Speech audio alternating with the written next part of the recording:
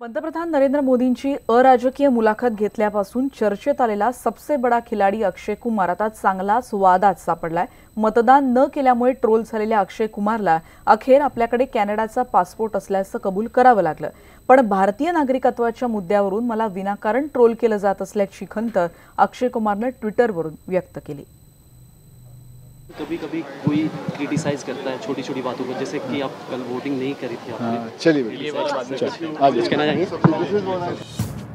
बघितलं, मतदानासंबंधीच्या प्रश्नावर अक्षय कुमार नेमका कसा भडकला होता।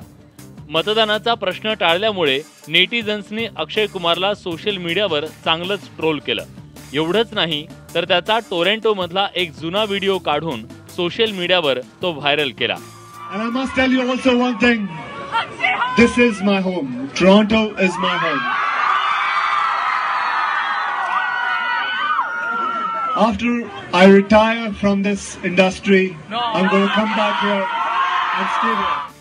थोडक्यात काय तर ऐन निवडणुकीत पंतप्रधानांची ती अराजकीय मुलाखत अक्षय कुमारला चांगलीच महागात पडली आहे।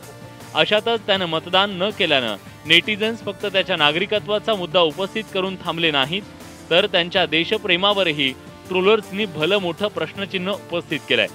या सगळ्या प्रकारामुळे व्यथित झालेल्या खिलाडी अक्षय कुमारनं अखेर ट्विटरद्वारे खुलासा केलाय। आपल्या ट्विटमध्ये अक्षय कुमार म्हणतो, माझ्या नागरिकत्वाची आत्ताच काय एवढी चर्चा होतीये। मी कधीही माझं नागरिकत्व लपवलेलं नाही। माझ्याकडे कॅनडाचा पासपोर्ट आहे, हे मी कधीच लपवलं नाही। पण गेल्या 7 वर्षात मी एकदाही कॅनडाला गेलेलो नाही।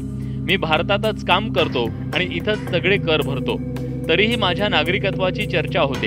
ही बाब माझ्यासाठी खेदजनक असून ते माझ्यासाठी अनाकलनीय देखील आहे। ट्रोल झाल्यानंतर अक्षय कुमारनं हा खुलासा केला असला तरी तो मतदान का करू शकला नाही हे त्यानं कुठे स्पष्ट केलेलं नाही। त्यामुळे नेटिझन्सनं त्याला झोडपण्याचा एककलमी कार्यक्रम सुरूच ठेवलाय।